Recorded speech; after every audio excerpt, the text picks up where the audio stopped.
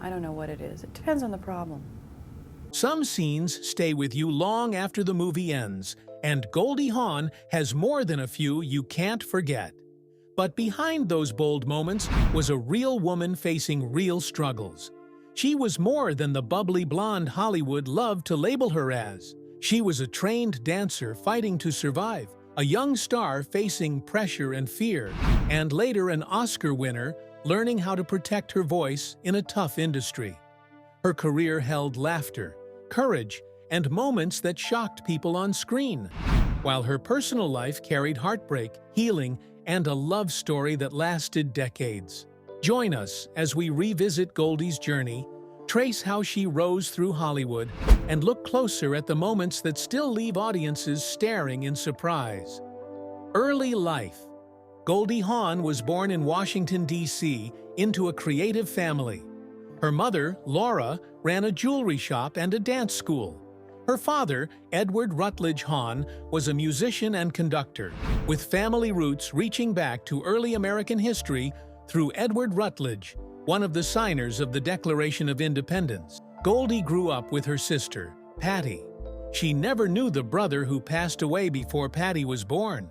Raised Jewish in Tacoma Park, Maryland, Goldie attended Montgomery Blair High School before stepping deeper into the world of performance. Dance was everything to her.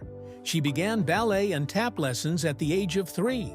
By 1955, she was already dancing in a full-stage production of The Nutcracker with the Ballet Russe de Monte Carlo. Theater followed after that, and in 1964, she performed as Juliet at the Virginia Shakespeare Festival. She even ran and taught at a ballet school after leaving American University, where she had been studying drama. Her professional dance career soon picked up when she appeared in Can-Can at the Texas Pavilion during the New York World's Fair. After that, she worked as a dancer in New York City and even performed go-go dance routines in clubs like the Peppermint Box in New Jersey. Goldie's life was full of motion and ambition. Her focus was dance, not fame. Hollywood was not yet on her radar. But that changed when one unexpected audition placed her into a situation that would test her strength and shape the way she looked at the industry forever. The casting couch encounter. At just 19 years old, Goldie went to Park Avenue for what she believed was a simple audition. The meeting was with Al Capp, the famous cartoonist behind Lil Abner. Almost immediately, she felt something was wrong. She later recalled the unsettling moment, noticing what she called his insidious grin. Still, she stayed. She had come to audition, and she intended to do just that. Goldie believed in good values. She openly told Cap about her upbringing and faith, reminding him of her parents and her Jewish background. She hoped that would make him treat the meeting professionally, but instead, the situation became disturbing. Cap changed into nothing but a robe. Then he asked her to lift her dress to show her legs. Goldie tried to stay calm, despite feeling unsafe. She wanted to leave but didn't want to seem afraid. When he demanded a kiss, she walked toward the couch, but he then pulled his robe aside in a lewd move. Goldie refused him outright. That's when Cap made the harsh remark, "Well, you just go back and marry a Jewish dentist." Goldie knew at that moment she had to leave. She walked out in tears, realizing she didn't even have money to return to the World's Fair where she was working. To add insult, Cap tossed her $20 for a cab ride, a final humiliating gesture. But Goldie never forgot the moment or the words spoken to her. She chose self-respect over opportunity. Years later, after winning her Oscar for Cactus Flower in 1969, she wrote Cap a note. It didn't say thank you for support. Instead, she thanked him for not casting her, explaining that the rejection opened the door for her to be chosen for Laugh-In 1968. She even made sure to add that she didn't need to go home and marry a Jewish dentist. Her career was finally moving forward, but the roles she was becoming famous for brought their own type of criticism. The dumb blonde who knew exactly who she was. Goldie's early acting roles followed a clear pattern. Her first screen job was playing a ditzy girlfriend in the 1967 film Good Morning World. followed by an even more visible role on Rowan and Martin's Laugh-In. She often appeared in bikinis, body paint, and playful comedy sketches. The world saw a bubbly blonde meant only to make people laugh. At the same time, the feminist movement was growing stronger. Many women were pushing back against stereotypes and outdated portrayals. Some critics believed Goldie was reinforcing harmful images, but Goldie never agreed with that view. When a women's magazine editor implied she should feel ashamed of playing the dumb blonde, Goldie pushed back. She said she already felt liberated because liberation comes from the inside. To her, confidence didn't depend on what others thought of her roles. She believed in personal freedom and self-choice. Even at only 22 years old, Goldie said she marched to the beat of her own drum. She did what made her happy, even when others didn't understand. Still, time began revealing uncomfortable truths. As Goldie got older, she noticed a pattern in Hollywood. Young women were celebrated, but aging women were quietly pushed aside. The fun blonde roles didn't last forever. She realized the industry had a cruel shelf life for women. Beauty and youth were valued above depth and experience. So, Goldie adjusted her path. In the 1980s, she turned toward more female-centered stories. She sought films with stronger themes and deeper meaning. She also became a producer. Yet even with fame, talent, and awards behind her, Hollywood resistance remained. Many studios didn't believe older women could lead box office hits. Goldie and women like her were still underestimated, and that attitude would become even more obvious with the release of one powerful film that proved everyone wrong. Fighting for Respect with the First Wives Club.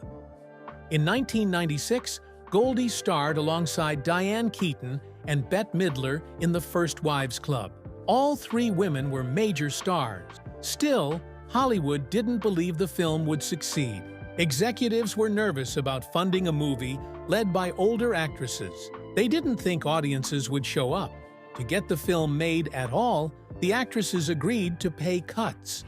Despite the lack of studio confidence, the movie became a massive hit, earning more than $180 million worldwide.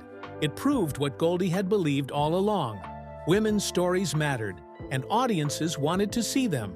The film's success shocked Hollywood. Talks quickly started for a sequel, but when negotiations began, the studio returned to the same low offer as before. No increased salaries, no recognition of success. Goldie believed that if the movie had starred 3 men instead of 3 women, higher pay would have been automatic. The lack of respect was clear. Even box office success hadn't changed the attitude toward women of a certain age. After that moment, Goldie appeared less often on screen. While her career continued, it never returned to the same spotlight level she once had. Still, her impact was already clear. She had moved from dancer to actress, from stereotype to outspoken advocate for personal freedom, and from underestimated performer to box office leader. From Hollywood pressure to helping children. You see, Goldie Hawn became famous very young. By the age of 21, the world already knew her name. But fame did not bring simple happiness. Instead, it brought stress and anxiety. People saw her only as the bubbly, funny blonde, the ditz from comedy roles, and that image weighed heavily on her. Behind the smile, she struggled with how she was judged and misunderstood. Goldie chose to seek professional psychological help to deal with the pressure. It allowed her to adjust to the spotlight and better understand herself. Years later, that personal struggle turned into purpose. She created the Hawn Foundation, a charity designed to help children deal with stress and anxiety around the world. At the foundation, fame means nothing. It does not matter that the founder is an Oscar-winning actress. What matters is giving children tools to handle emotional challenges. Even with this global work reaching children across many countries, Goldie's main focus was much closer to home. Family came first.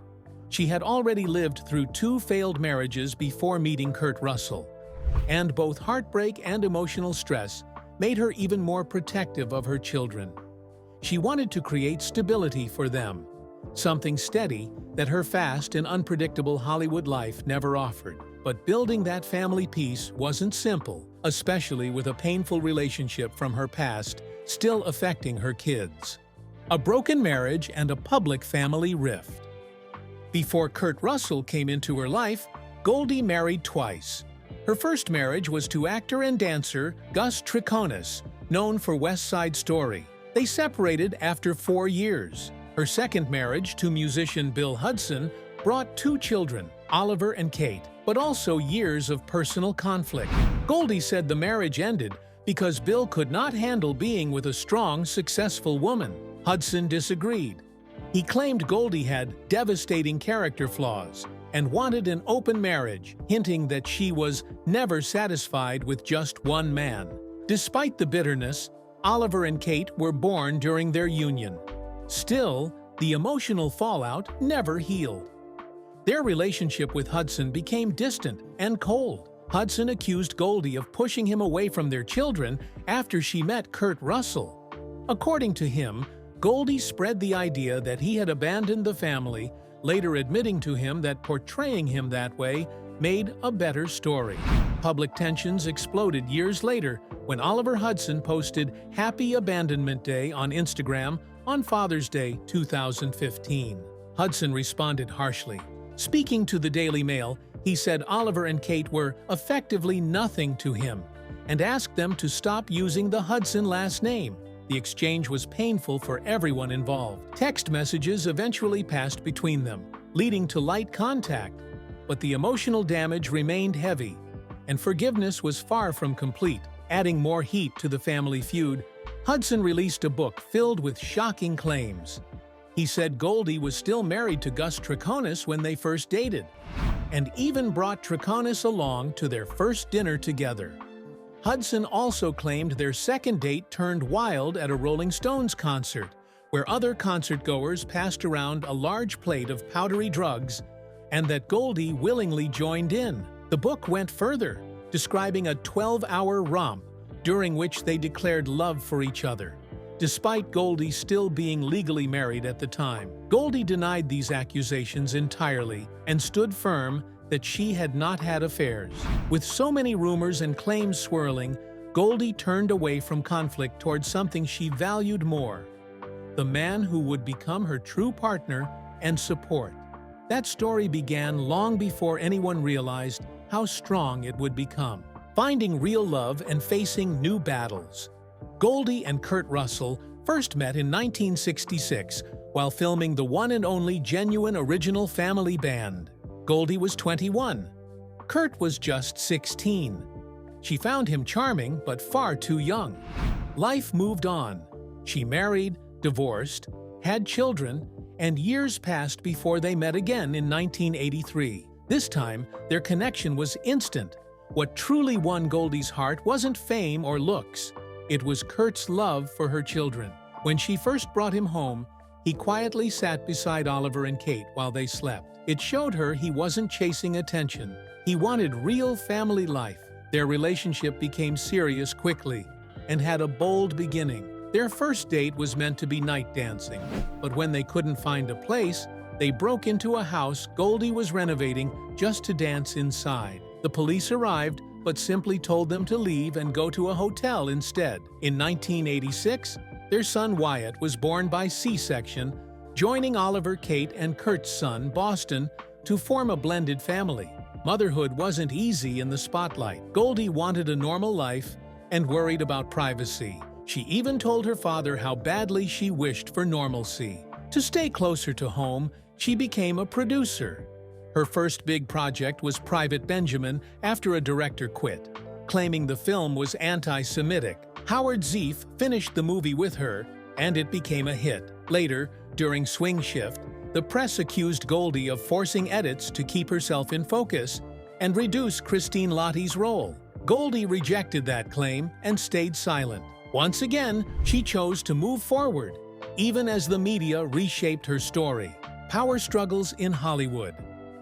Goldie Hawn knew that in Hollywood, power often sits with the studio, not the artist, and she felt that very clearly while working on Swing Shift. According to her and her production partner, Anthea Silbert, it was Warner Brothers that pushed for the changes to the film. not just Goldie herself. The studio wanted the movie to be a success and believed that meant making sure their star stayed front and center. They felt Jonathan Demme, the director, had a habit of taking the focus away from Goldie and giving too much attention to supporting characters. And as they saw it, no actress would quietly accept that. Goldie had already spent years fighting for her career and her place in front of the camera, so she was not about to let herself fade into the background. That same stubborn courage showed up again when she crossed paths with Harvey Weinstein.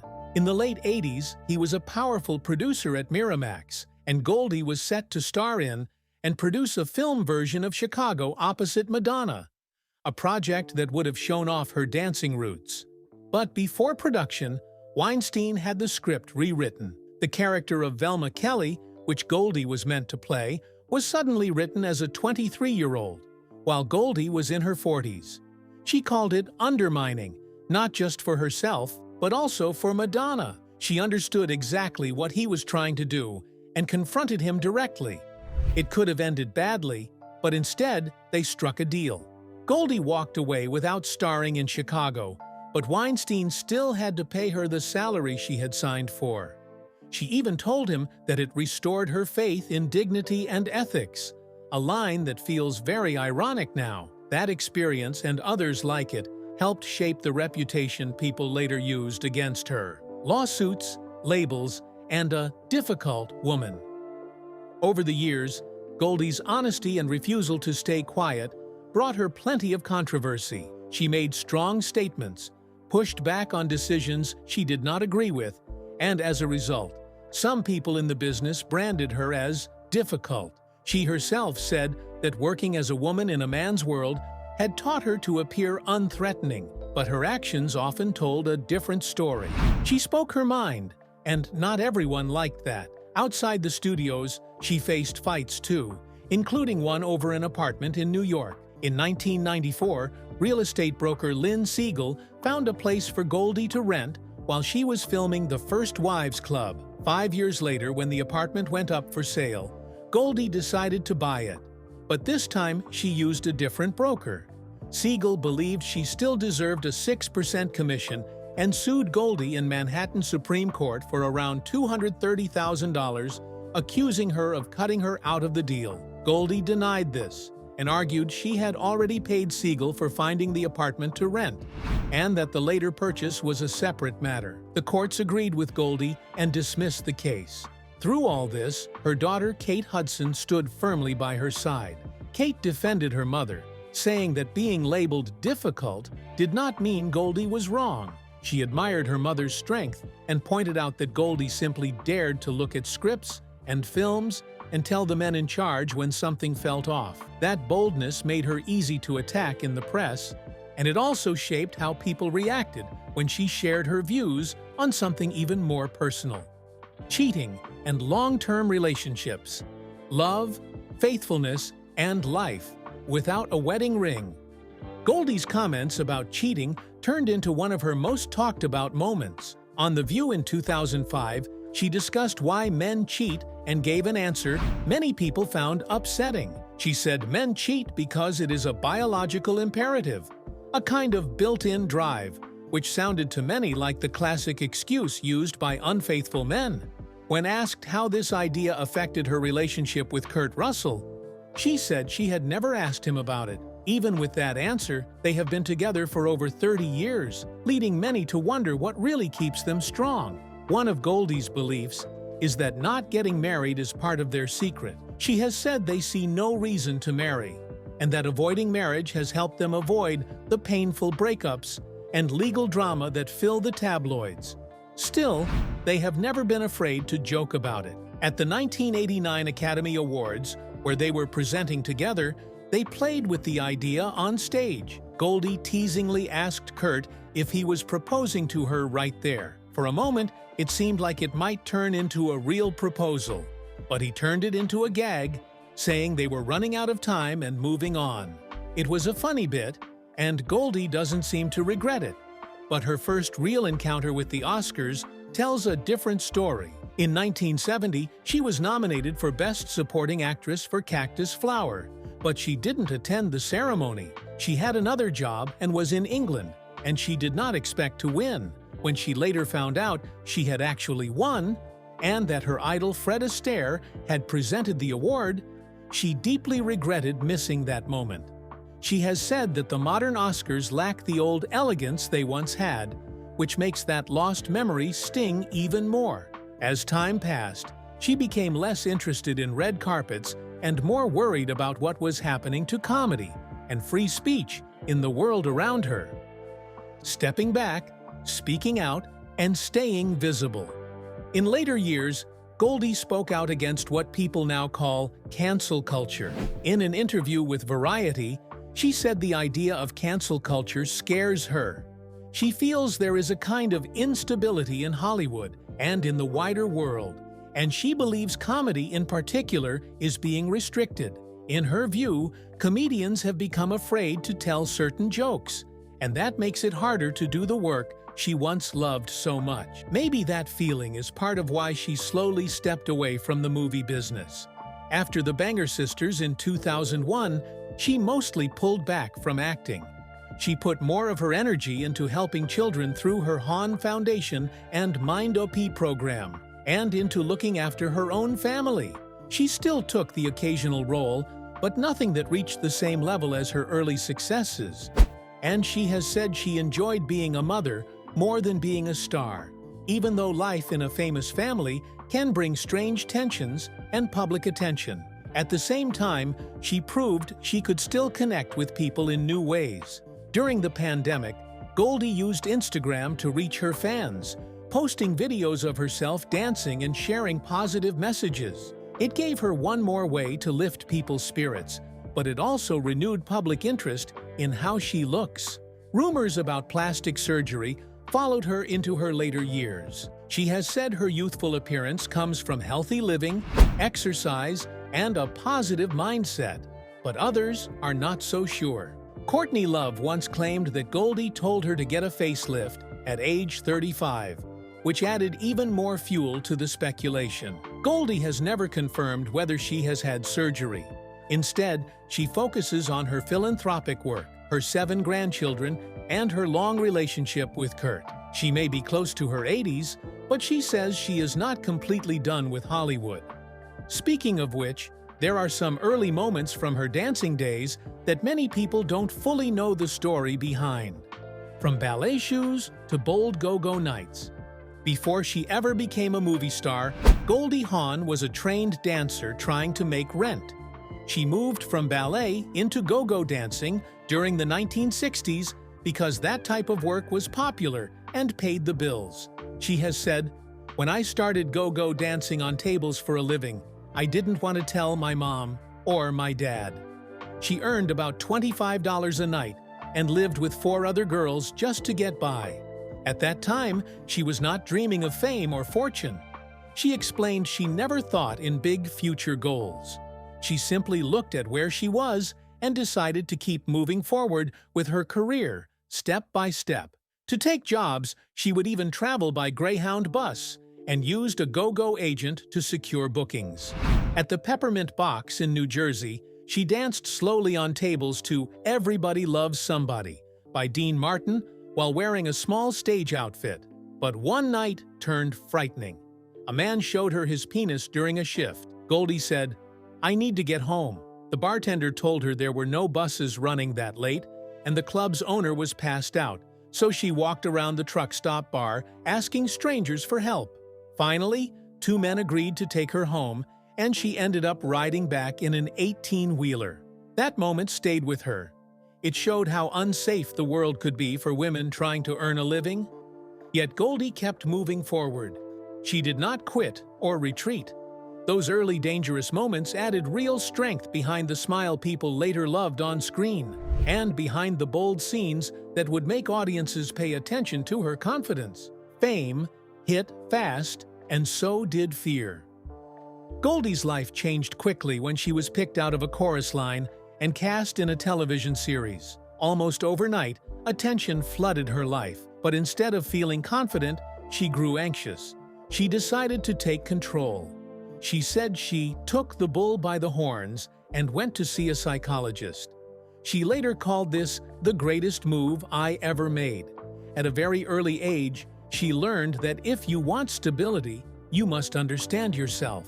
She spent about a year opening up about her deepest fears in therapy. During that time, she had a powerful realization. She said the way people see her as a star has nothing to do with me, explaining it was like a Rorschach test. In other words, people projected their own feelings onto her image. Some admired her, some hated her, some resented her, but none of that defined who she really was. She said she gave those opinions back to them. When people told her, "Oh, I love you," it made her happy to see them happy, but it no longer fed her ego. She learned not to absorb praise or criticism as personal truth. This mindset helped keep her grounded when fame tried to inflate her sense of self. Even her Academy Award did not overwhelm her the way people might expect. When the ceremony aired, she forgot it was even showing and went to bed because she had work to do. "I was in bed. I forgot it was on television," she explained, while laughing about it with her daughter, Kate Hudson. Later, her parents called her crying with pride, and that moment touched her more deeply than the award itself.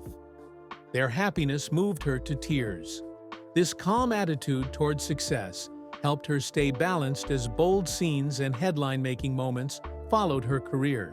But even with fame under control, she never forgot the struggles women face when their voices are pushed aside, facing harassment, speaking up, and staying real. Goldie often spoke to Kate about what it was like to be a working woman in earlier generations, especially how much harassment women endured and how limited their opportunities were. She acknowledged that things were worse for her mother's generation when speaking out could cost a career. She also shared that she fought to be heard on movie sets and worked hard to make producers take her seriously. Doing that required courage in an industry built mostly around male decision-makers. Those early experiences shaped the way she later approached her work and purpose. Over time, her focus shifted beyond acting. She developed the Mind Up charity through her Hawn Foundation, which teaches children mindfulness skills to help reduce anxiety and manage stress. Her passion for mental wellness came directly from her own early struggles with anxiety, under fame's pressure. Helping children learn emotional control became as meaningful to her as performing on screen. Even as she returned to public attention, promoting projects like Snatched, her honesty became a powerful part of her public image. She did not hide difficult memories or pretend her rise had been easy. Instead, she openly shared stories of survival, therapy, resilience, and personal growth. Those bold scenes audiences remember are not just movie moments. They echo the bold choices she made off camera, too. Whether speaking about unsafe working conditions, standing firm on film sets, or guiding children toward emotional strength, Goldie's life remained built on authenticity rather than illusion. And behind every fearless performance lies the same simple truth she learned years earlier. No matter how people see you, the real strength comes from knowing exactly who you are and having the courage to keep moving forward anyway. Which part of Goldie Hawn's story surprised you the most? Her early struggles, her bold career choices, or the way she stood up for herself? Share your thoughts in the comments below. And don't forget to hit like, subscribe, and stay tuned for more incredible stories from Hollywood's fascinating history. See you next time!